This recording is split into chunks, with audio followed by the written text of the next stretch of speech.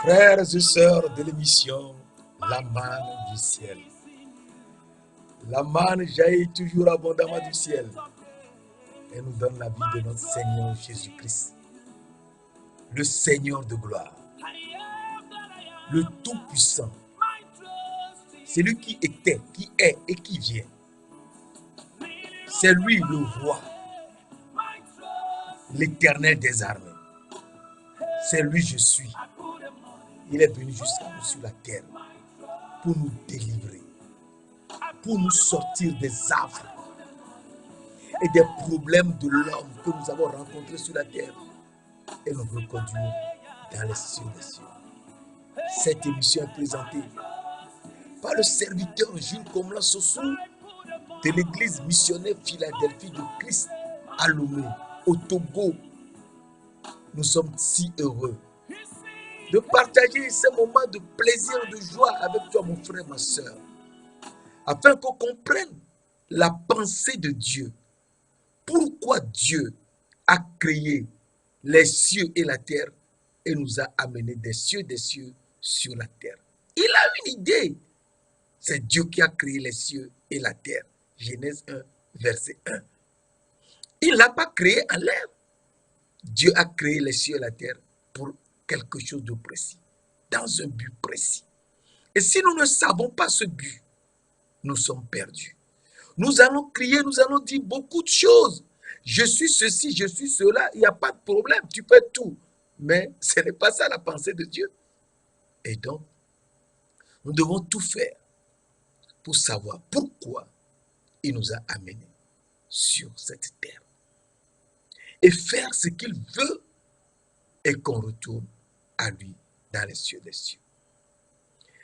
Donc, nous disions dans cette émission, le 3e jour, Jésus-Christ est ressuscité des morts. Le 3e jour est très important. Car il ne faut pas oublier, faisons une petite synthèse rapidement, il ne faut pas oublier que Dieu, lorsqu'il créait les choses sur la terre, eh bien, le 3e jour,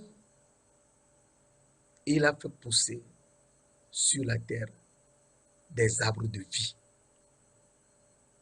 Il a fait pousser des arbres fruitiers de toute espèce, portant des semences, le 3e jour. Et le soleil, la lune et les étoiles sont apparus le 4e jour.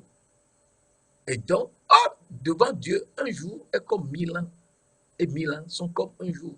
2 Pierre 3, verset 8. Et donc, à partir de là, nous savons que si Dieu a fait les arbres fruitiers le 3e jour, eh bien, il veut nous montrer, en ressuscitant le 3e jour, que c'est lui-même, cet arbre de vie que nous devons manger.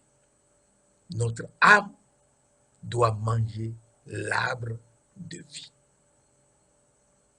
Et l'arbre de vie est le pain de vie que notre âme doit manger.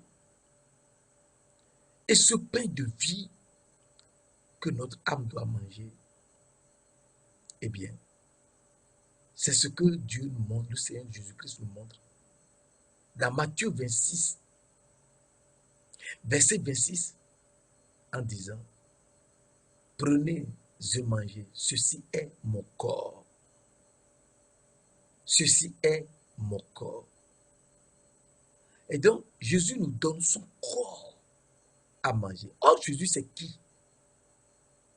Jésus-Christ est la parole de Dieu. Jean 1, verset 1 à 4 nous dit, au commencement était la parole.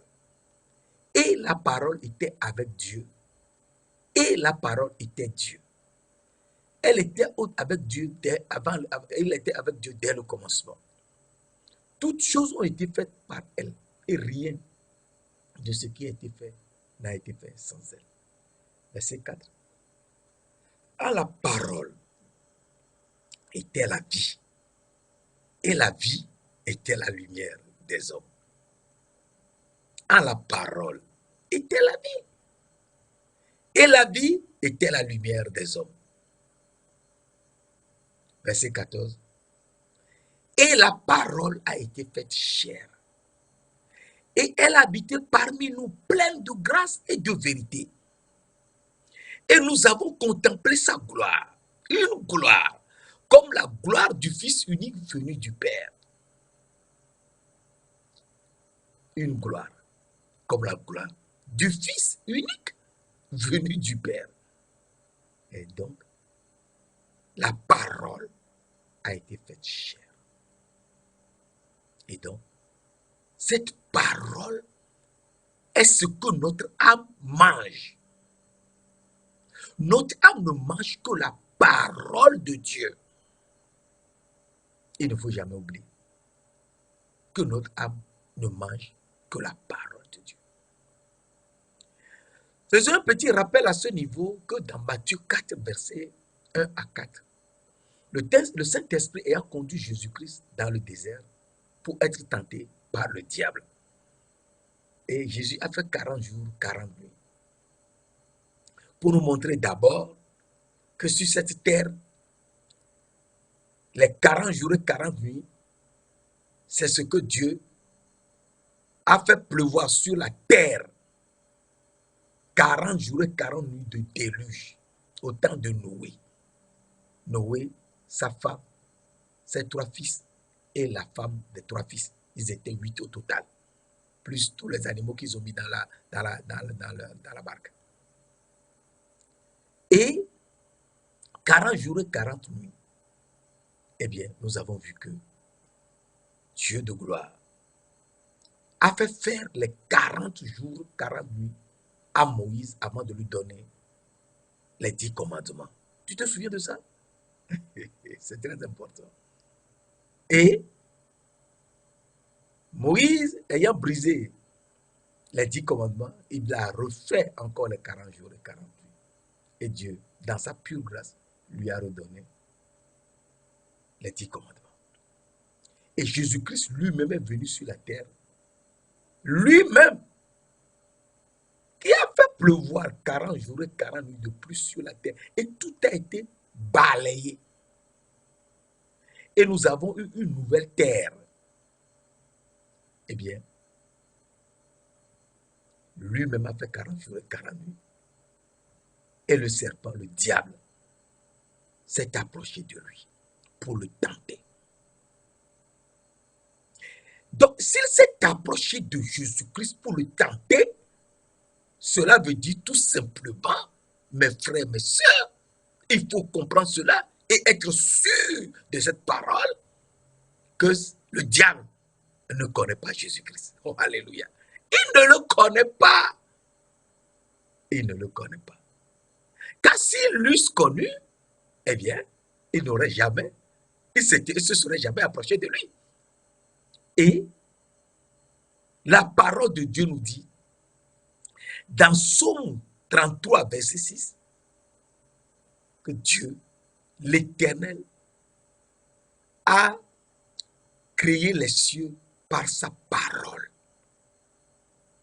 Et par le souffle de sa bouche,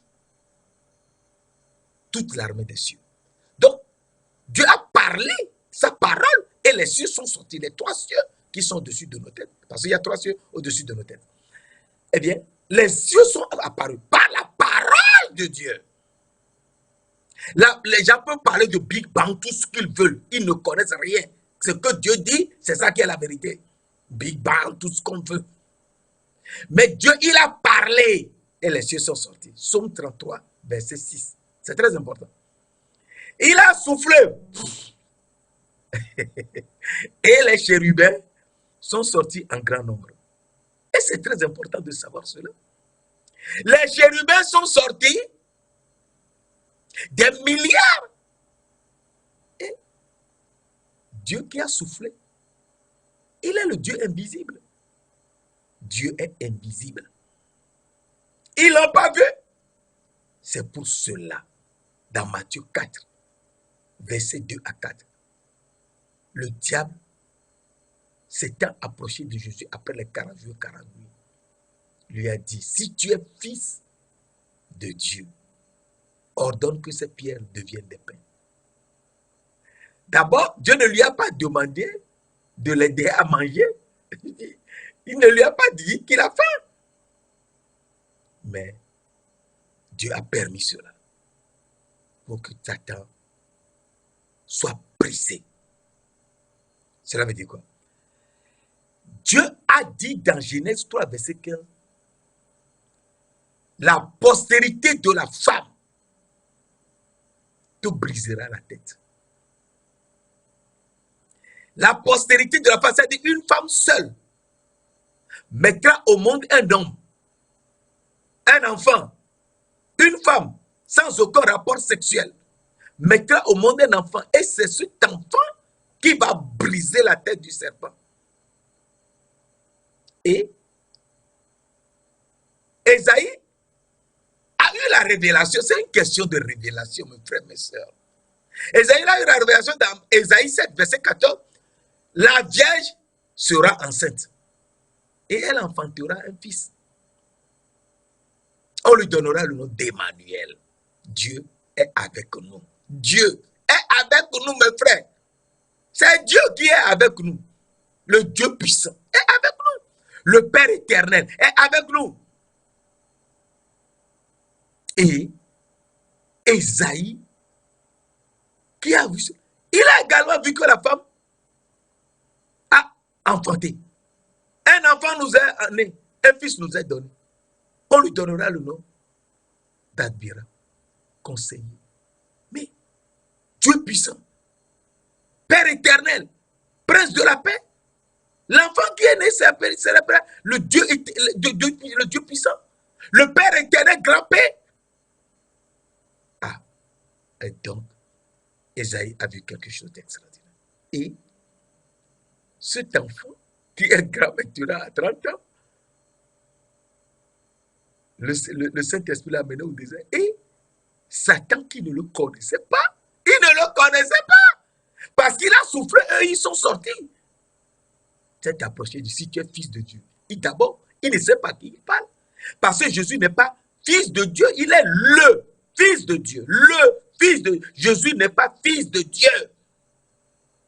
Jésus est le fils de Dieu.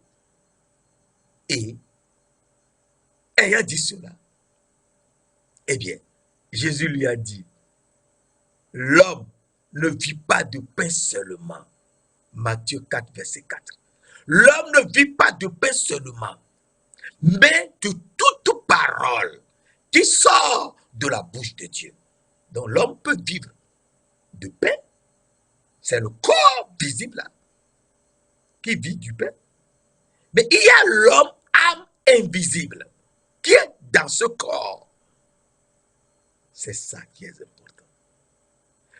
L'âme invisible vit de la parole de Dieu.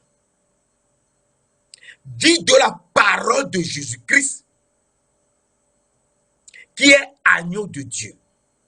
Et en vivant de la parole de Jésus-Christ, agneau de Dieu, l'âme a les yeux ouverts, l'âme revit, brille et redevient agneau de Dieu. Et donc, l'homme vit de la parole. Et Jésus-Christ, l'âme vit de la parole. Et Jésus-Christ est la parole de Dieu. Jésus-Christ est la parole de Dieu. Et la parole a été faite chair. Et Jésus nous donne sa chair à manger. Ceci est mon corps. Prenez ce manger. Et quand nous mangeons le corps de Jésus, eh bien, nous sommes transformés. Eh bien, nous avons vu la dernière fois que, en mangeant le corps de Jésus, nous mangeons l'arbre de vie, le fruit de l'arbre de vie. cet arbre qui est l'arbre du jardin d'Éden. Et le jardin d'Éden, il ne faut jamais oublier que c'est le jardin que Dieu a créé par la lumière le troisième jour. Parce que le soleil, la lune, les étoiles sont apparus le quatrième jour. Or, la lumière, c'est celle qui a fait le jardin d'Éden où il y a les arbres fruitiers le troisième jour. Genèse 1, verset 11 à 13. Et donc, l'arbre de vie que Dieu a mis les chérubins devant le jardin d'Éden pour protéger l'arbre de vie, eh bien, Jésus-Christ lui-même nous y amène, nous amène une fois qu'il est ressuscité des morts. Il nous ramène dans le jardin d'Éden et les chérubins qui étaient là avec l'arche de l'alliance, eh bien, ils s'écrasent. Mes frères, mes sœurs, c'est très important de savoir cela. Les chérubins ne peuvent rien faire. Et en suivant la parole, nous comprenons que dans Jean 10, versets 2 à 4, la parole de Dieu nous dit, et c'est très important, que Jean 10, il faut qu'on relise Jean 10. Parce que ce n'est qu'à ce niveau que la vérité se trouve. Jean 10. Et en le lisant de manière très approfondie, nous comprenons comment Jésus-Christ nous a ramenés après sa résurrection dans le jardin d'Éden pour quelque chose de précis. Jean 10, verset 2 à 4.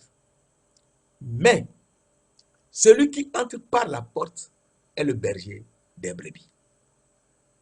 Le portier lui ouvre et les brebis entendent sa voix. Il appelle par leur nom les brebis qui lui appartiennent et il les conduit dehors. Et il les conduit dehors. Verset 4 enfin. Lorsqu'il a fait sortir toutes ses propres brebis, il marche devant elles. Et les brebis le suivent parce qu'elles connaissent sa voix. Donc ici, il faut comprendre que la parole de Dieu nous dit, mais celui qui entre par la porte est le berger des brebis. Le portier lui ouvre. Et donc, il y a un portier devant la porte qui ouvre au berger. Qui est la porte? Alors Jésus nous dit, dans le Jean 10, verset 7, je suis la porte des brebis. Donc c'est lui-même qui est la porte, c'est lui-même qui est le portier et c'est lui-même qui est le berger. Et le berger nous conduit. Et nous sommes ses propres brebis. Et dans ses propres brebis, nous le suivons. Alors, qui nous conduit?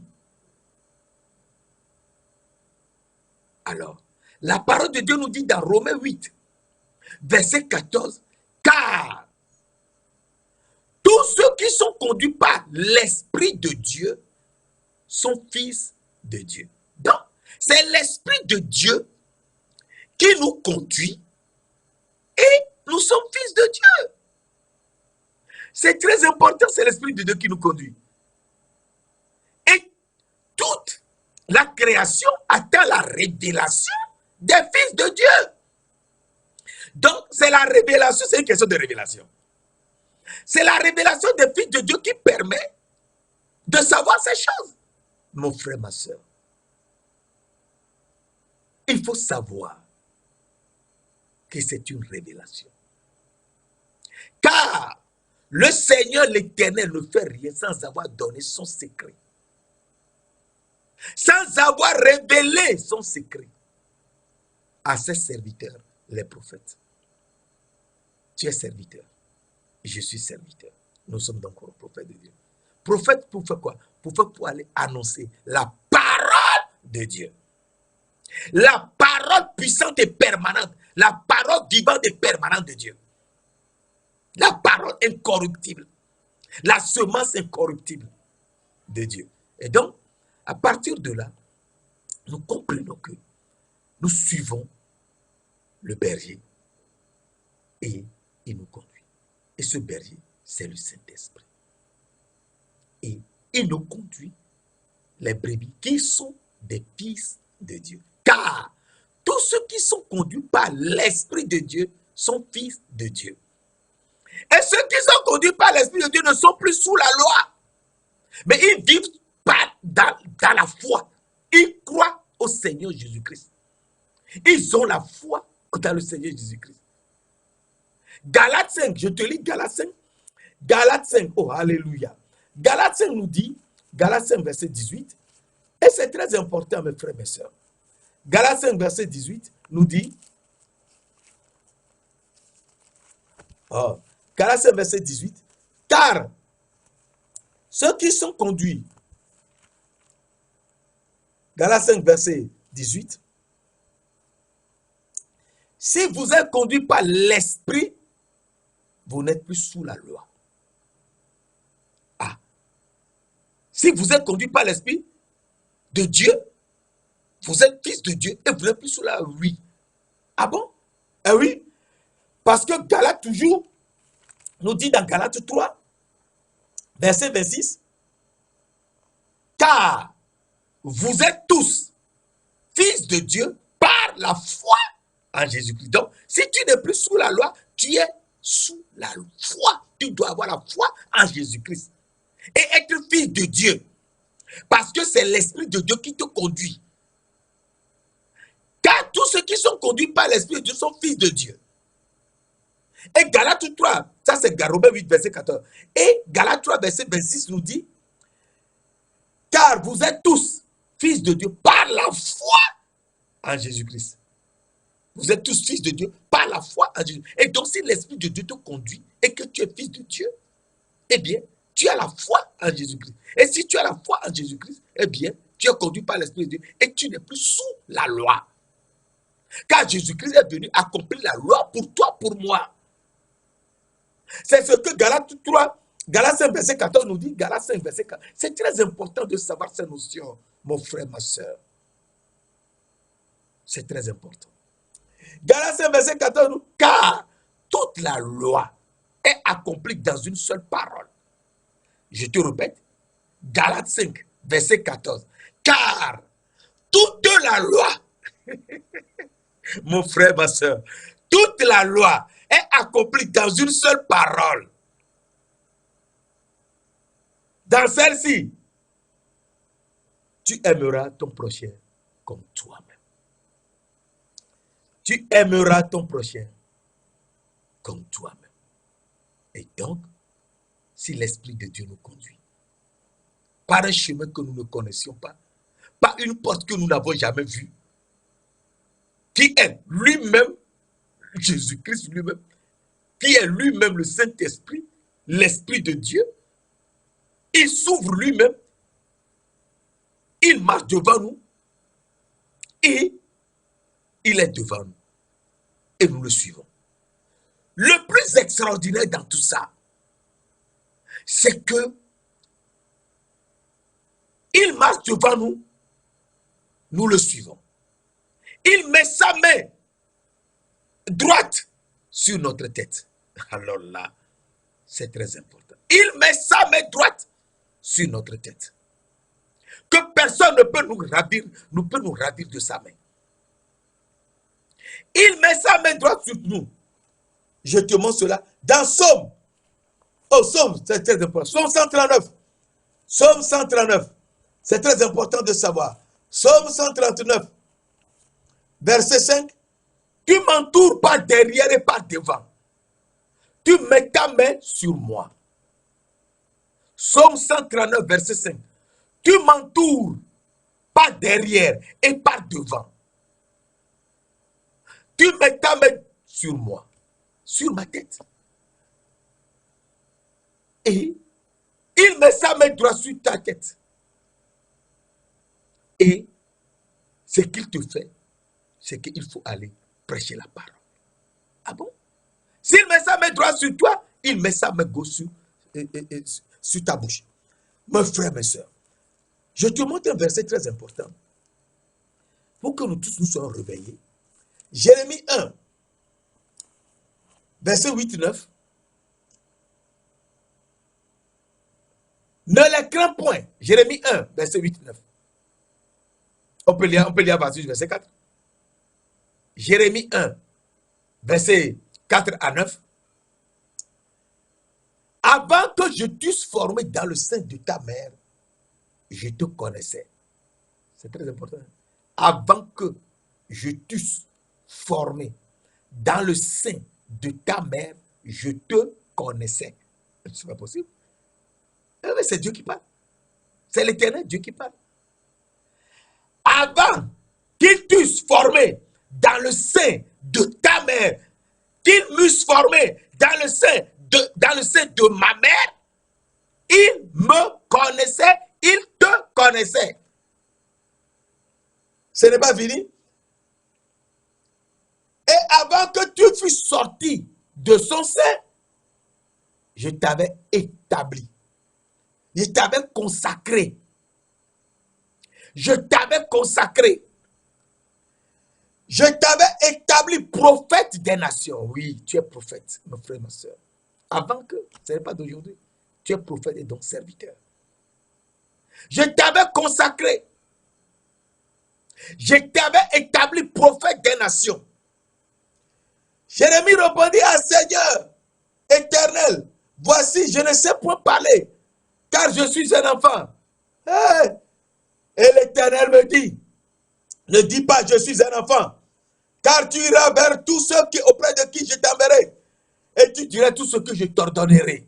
Tu diras tout ce que Dieu t'ordonne de dire. Il faut sortir. Il faut sortir.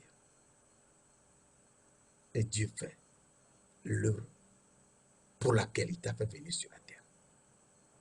Verset 8. Ne les crains pas. Ne les crains point, car je suis avec toi pour te délivrer, dit l'Éternel. Verset 9. Puis l'Éternel étendit la main gauche. La main droite, il l'a mise sur ta tête. Il étendit la main gauche maintenant. Et toucha ma bouche.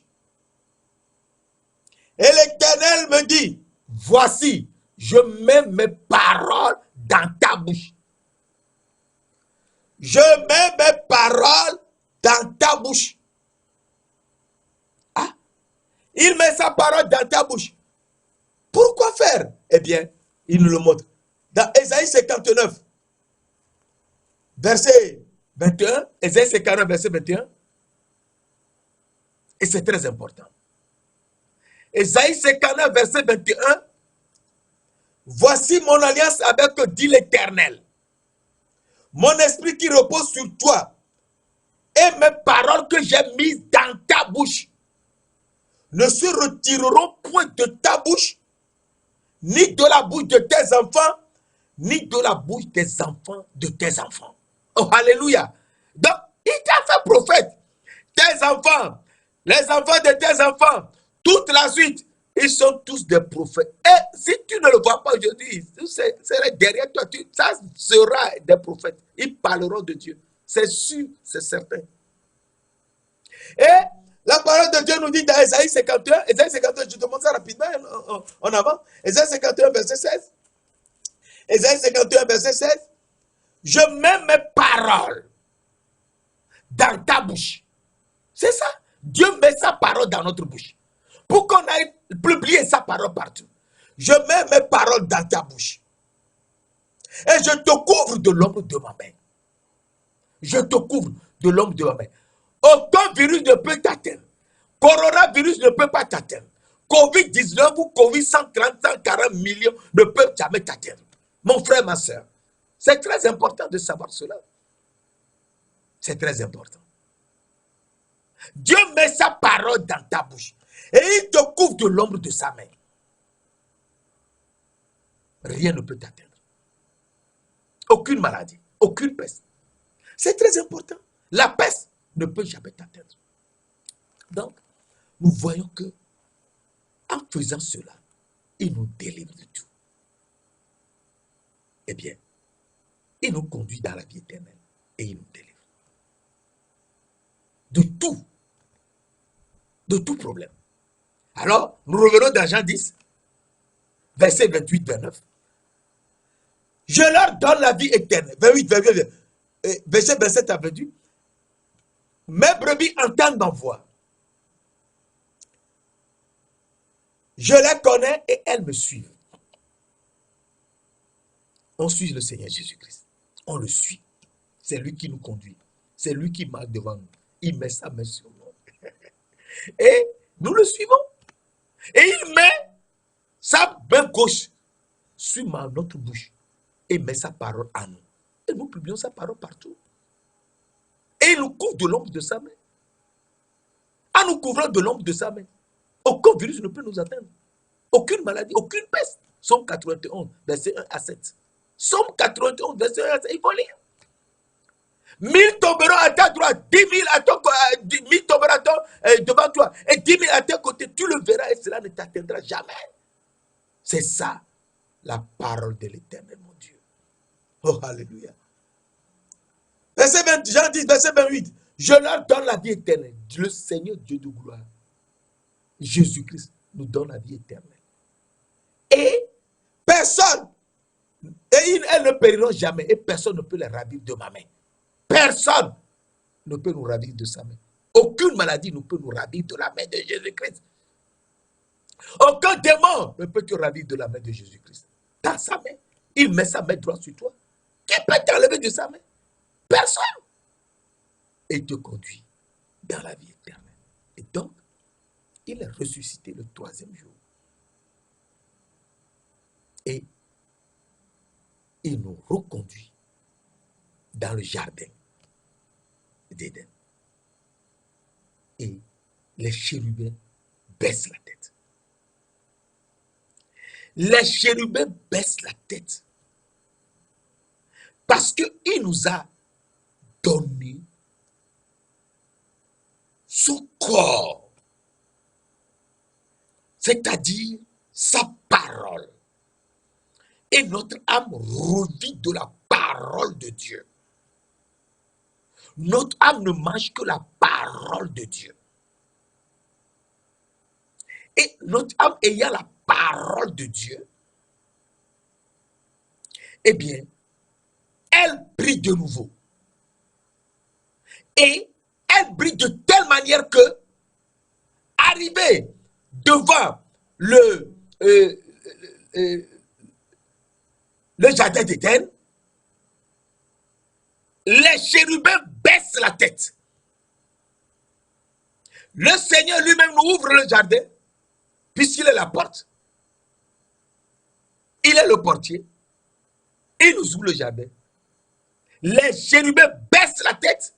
Nous les dépassons et nous entrons dans le jardin d'Éden.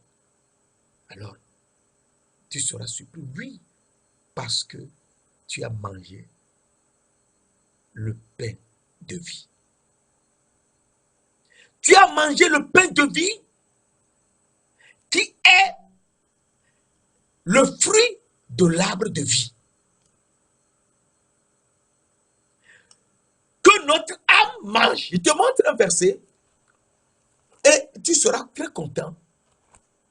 Dans Psaume 127. Psaume 127. Verset 2. Qui est un verset très important qu'il ne faut jamais oublier. Psaume 127, verset 2. En vain vous levez-vous matin, vous couchez-vous tard et mangez le pain de douleur. Le Seigneur Dieu en donne autant à ses bien-aimés, oh alléluia, en donne autant à ses bien-aimés pendant leur sommeil. Donc, les bien-aimés de Dieu, pendant qu'ils dorment, éternel, ce corps visible, dort l'âme invisible qui ne dort jamais. Le Seigneur lui donne le pain de vie. Ce pain de vie est son propre corps. Ton âme mange la parole de Dieu. Et c'est très important. L'âme mange la parole de Dieu. Et c'est ce que je t'avais dit au départ, dans Matthieu 4, verset 4. L'homme ne vivra pas de pain seulement. Le corps peut vivre du pain. Mais l'homme vit de toute parole qui sort de la bouche de Dieu. L'homme est corps visible, mais l'homme également est âme invisible. L'homme également, notre âme invisible est dans notre corps. Dieu a soufflé dans la poussière de la terre, l'âme invisible. Et nous sommes des êtres vivants, visibles ici. Nous étions d'abord des âmes invisibles, des agneaux. Et Dieu a voulu que nous soyons maintenant visibles comme lui-même. Et il a créé les trois cieux et la terre. Et nous a fait venir sur la terre. A pris la terre qu'il avait faite avec sa sagesse. Proverbe 3, verset 19. Avec sa sagesse, l'Éternel a fondé la terre par sa sagesse. Et il a pris la poussière de la terre, donc de sa sagesse, et nous a soufflé dans cette poussière. Il a soufflé quoi? Notre âme invisible dans la poussière de la terre. Et donc, nous sommes ici, nous sommes âme invisible et corps visible. Et nous avons l'esprit qui est en nous, le petit esprit. Mais maintenant, le Seigneur Dieu de gloire, qui nous conduit, eh bien, il nous transforme en fils de Dieu. Car tous ceux qui sont conduits par l'Esprit de Dieu sont fils de Dieu. Donc nous sommes fils de Dieu, nous sommes conduits par l'Esprit de Dieu. Donc nous avons l'Esprit de Dieu et nous avons notre qui est le grand esprit et nous avons le petit esprit également qui est en nous. Et nous mangeons aujourd'hui la parole de Dieu. C'est la parole. Je te montre un verset qui est important, Deutéronome 8, verset 3, qui est un verset très important. Deutéronome 8, verset 3. Il t'a humilié. Dieu t'a humilié. L'Éternel t'a humilié. Il t'a souffert de la faim. Et il t'a nourri de la manne que tu ne connaissais pas et que n'avaient pas connu tes pères. Afin de t'apprendre que l'homme ne vit pas de pain seulement, mais que l'homme vit de toute parole qui sort de la bouche de l'Éternel. Donc c'est ce que Jésus a repris dans Matthieu 4, verset 4. Et à partir de là, nous devons savoir que Dieu, qui nous a permis aujourd'hui de manger l'arbre de vie, qui est le pain de vie, eh bien, nous devons savoir que, étant retourné dans le jardin d'Éden, créé le troisième jour, et Jésus-Christ est ressuscité le troisième jour et nous reconduit dans le jardin créé le troisième jour, où il y a les arbres fruitiers, nous mangeons l'arbre fruitier et le pain de vie que nous mangeons, nous sommes transformés. Et donc nous devons cultiver en mangeant la parole de Dieu.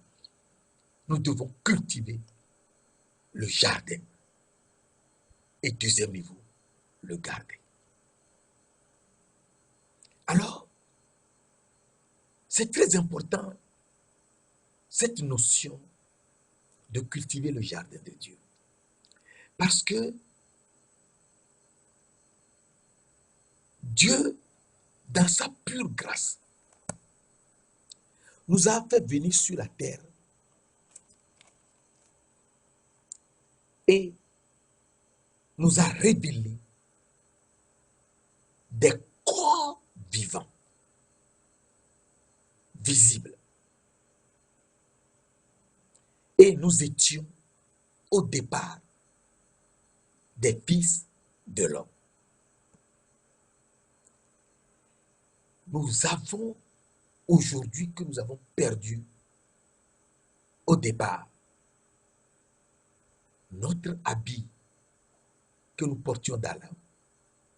Au temps de Adam et Ève, aujourd'hui le Seigneur de gloire nous remet cet habit et nous sommes habillés dans l'âme.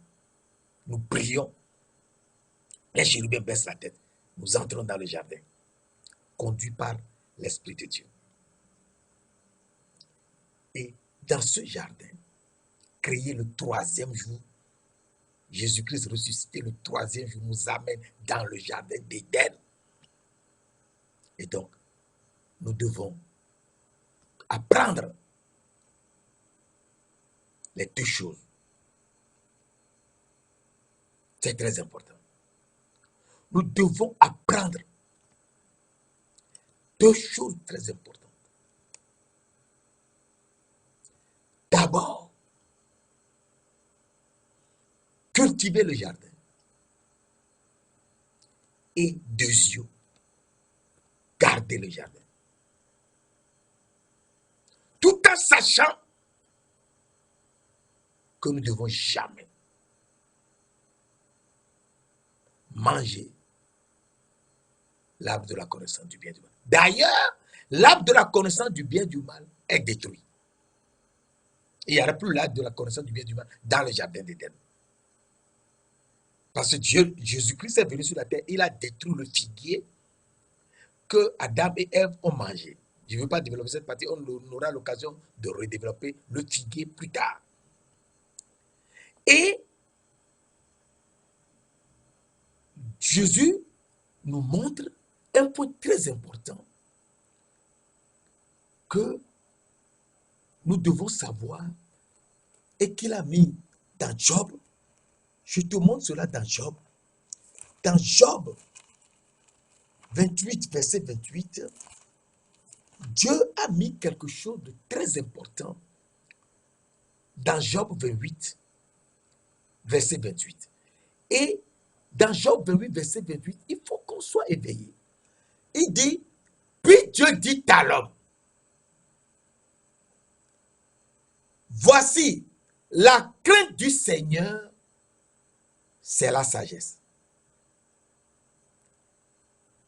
Et s'éloigner du mal, c'est l'intelligence. Je répète, Job 28, verset 28. Voici, la crainte, Dieu dit à l'homme. Donc c'est à l'homme que Dieu donne cette précision. Job 28, verset 28. Puis Dieu dit à l'homme, la crainte du Seigneur, c'est la sagesse. S'éloigner du mal, c'est l'intelligence. Donc, sur cette terre, il nous faut craindre Dieu. Craindre Dieu, c'est ça la sagesse. Dieu a fait la terre par sa sagesse. C'est très important de savoir cela. Dieu a fait la terre par sa sagesse. Je te l'avais dit tout à l'heure. Proverbe 3, verset 19. Je te répète cela. Proverbe 3, verset 19. C'est très important de savoir cela. Parce qu'il y a ces notions très simples que nous oublions. Oh, il ne faut pas les oublier. Il faut qu'on se les répète, qu'on le répète. Et ça rentre en nous. C'est pas la sagesse que l'Éternel a fondé la terre. Donc, c'est la sagesse. C'est pas la sagesse que l'Éternel a fondé la terre. Et donc, elle nous a soufflé. a pris la poussière de la terre et nous a soufflé en vivant dans la terre. Et donc, il nous faut garder la sagesse de Dieu et s'éloigner du mal. S'éloigner de l'âme de la connaissance du bien et du mal. S'éloigner de tout ce qui est mal. Tout ce que Dieu dit c'est mal, c'est mal. Eh bien, en cultivant le jardin et le garder. Alors, il faut cultiver le jardin, cela veut dire que c'est notre âme qui doit cultiver le jardin. Donc c'est Adam qui doit cultiver le jardin. Et c'est très important. Adam est âme vivante. C'est un être vivant, mais il est surtout âme. Parce qu'il est venu du ciel, il est venu des cieux sur la terre. Et sur la terre, Dieu a pris la poussière de la terre, sa sagesse, et il a soufflé dans la poussière de la terre. Mais elle, Dieu l'a fait à partir de la côte d'Adam. La côte qui est le corps de Adam. Le corps qui est de la poussière. Il est vrai qu'il a mis l'âme de Adam dans ce corps, dans la poussière là également. Mais il faut noter que Ève est le corps. Et donc, Adam doit obéir à la vérité de Dieu. Quelle est cette vérité de Dieu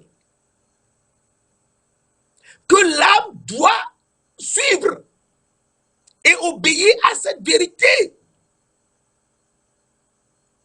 une fois qu'il est maintenant dans le jardin de Dieu? Il faut qu'on sache qu'on est dans le jardin de Dieu et que nous sommes conduits par l'Esprit de Dieu. Donc il faut qu'on connaisse la vérité et qu'on suive la vérité.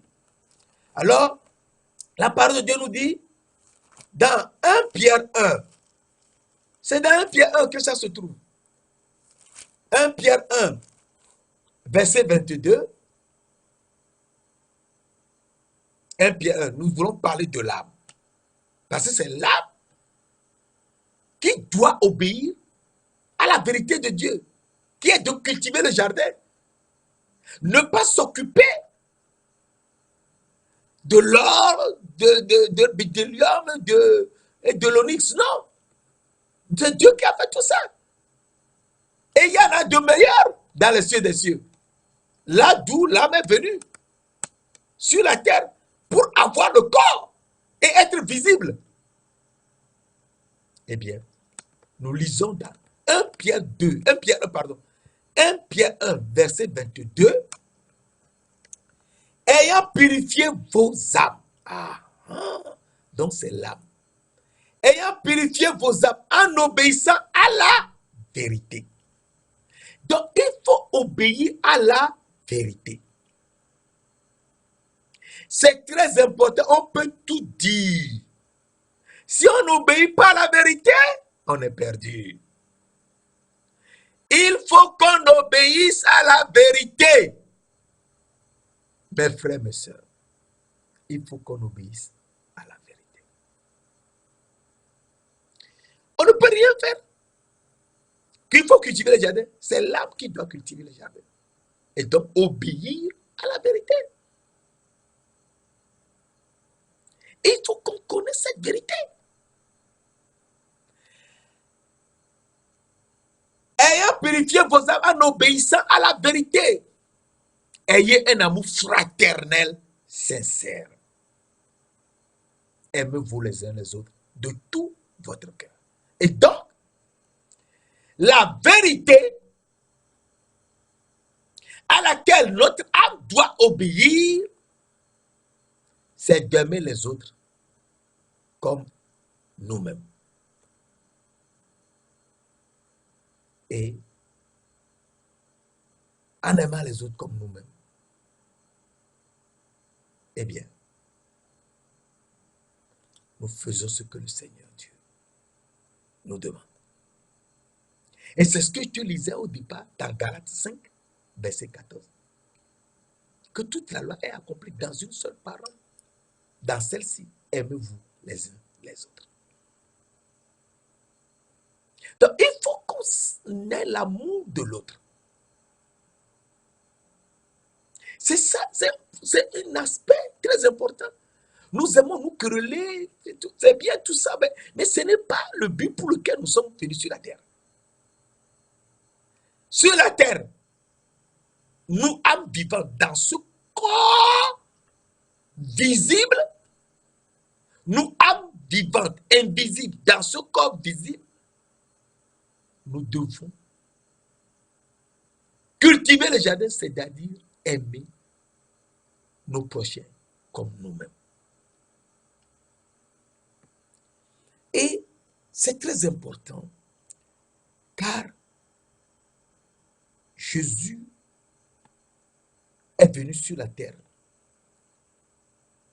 et nous montre comment nous devons fonctionner. Et je te montre cela très rapidement dans Matthieu 5. Dans Matthieu 5, verset 45, 43 à 45, qui est un verset très important. Mais que nous aimons laisser tomber.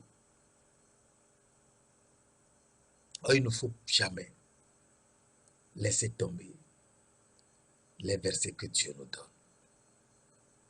Jamais. C'est très important, mes frères, mes sœurs. Il ne faut jamais laisser tomber les versets.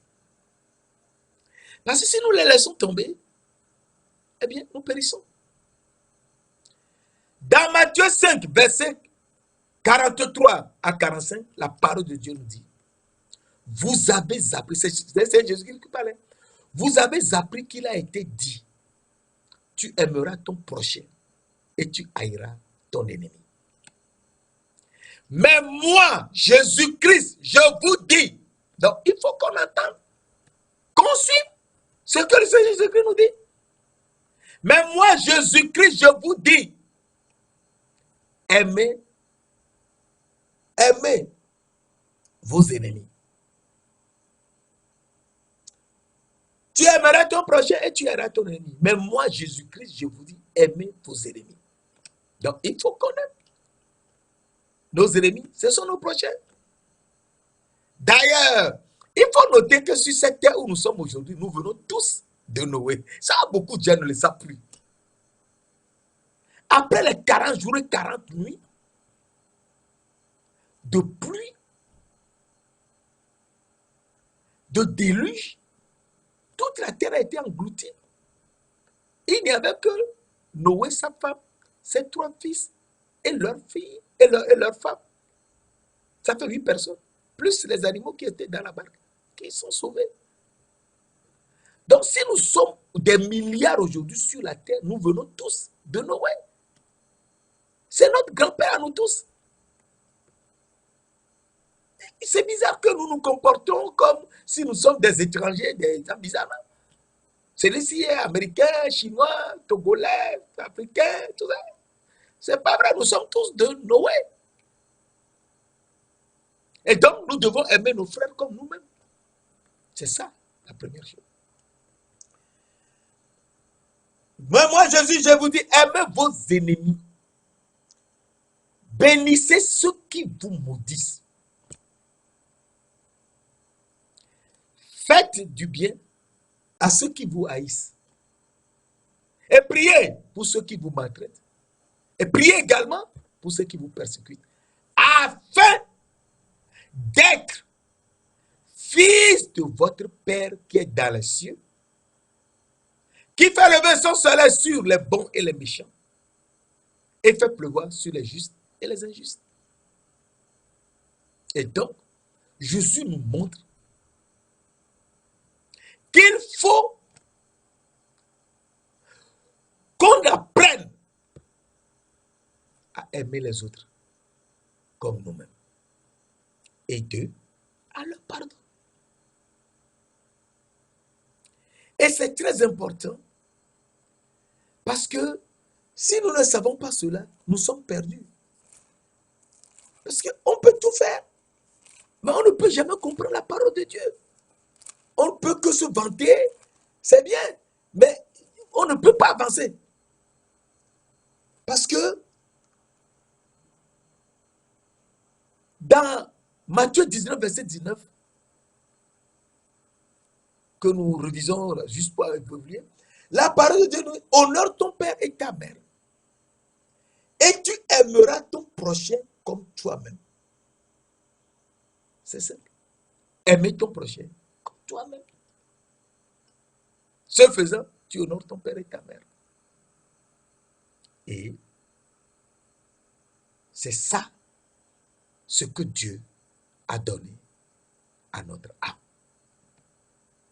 Obéir, c'est aimer les autres. Obéir à la vérité, c'est aimer les autres comme nous-mêmes. Et donc, nous cultivons le jardin. Et Jésus-Christ nous le montre très très bien dans Jean 13, que nous lisons et nous allons à la fin. Dans Jean 13, Jésus-Christ nous montre un aspect très important. Dans Jean 13, verset 54, verset 54, verset 34, pardon. Jean 13, verset 34. Je vous donne un commandement nouveau. Jésus nous donne un commandement nouveau. Le commandement qu'il nous avait donné de cultiver le jardin et de le garder. Et c'est ça ce qu'il nous a dit dans le jardin d'Éden. Et c'est très important. L'Éternel donna cet ordre à l'homme. Tu pourras manger de tous les arbres du jardin. En cultivant le jardin et le garden. Mais il ne faut pas manger l'arbre de la connaissance du bien et du mal. Je vous donne un commandement nouveau. Donc il change le commandement. Aimez-vous les uns les autres comme je vous ai aimé. Vous aussi, aimez-vous les uns les autres. Donc, il faut qu'on aime les autres comme nous-mêmes, comme Jésus-Christ nous a aimés, jusqu'à se sacrifier pour nous et partir à la croix, à notre place, pour nous racheter de la malédiction de la loi. Et donc, nous comprenons que cultiver les jardins, eh bien, c'est d'aimer les autres comme nous-mêmes. Et donc, la prochaine fois, nous verrons le deuxième aspect que Dieu nous devons faire dans le jardin d'Éden. Garder l'arbre de vie. Garder l'arbre de vie. Et ça, c'est notre corps qui doit suivre cet aspect. Saint-Esprit, Esprit du Dieu vivant, Esprit de gloire, nous te remercions. Enseigne-nous. Montre-nous les révélations cachées. Les choses cachées que nous ne pouvons jamais savoir. Mais révèle-les-nous. Merci d'ailleurs de l'avoir déjà fait. Au nom précieux de notre Seigneur, Jésus-Christ de Nazareth. Amen.